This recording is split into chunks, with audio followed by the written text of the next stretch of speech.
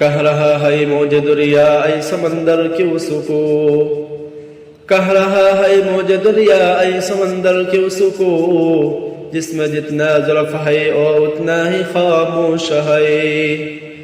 নদীর ঢেউ ডেকে রেখে সমুদ্রকে বলে, হে সমুদ্র তুমি তো স্থির কেন? জবাবে সমুদ্র বলে, যার মধ্যে যত গভীরতা রয়েছে সে তত স্থির এবং চুপ থাকে। যে বড় আলেম সে চায় না তার আলেম প্রকাশ হোক, যে বড় পীর সে চায় না তার পীরগিরি প্রকাশ হোক, যে যত বড় বুজুর্গ সে চায় না তার বুজুর্গিরি প্রকাশ হোক, যে বড় জ্ঞানী সে চায় না তার জ্ঞান প্রকাশ হোক।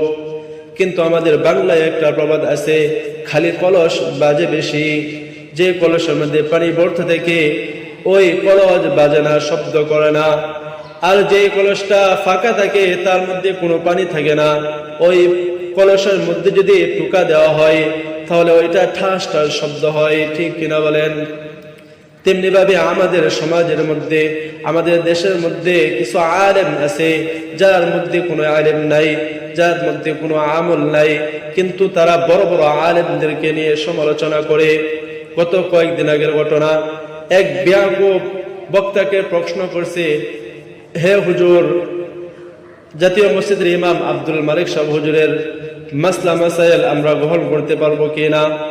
ওই বেয়াকুব বক্তা বলে কি, আব্দুল মালিক সাহেব হুজুরের মাসলা মাসাইল গ্রহণ করা যাবে না, তার দেওয়া নসিহত গ্রহণ করা যাবে না, তার পিছনে নামাজ পড়া যাবে না।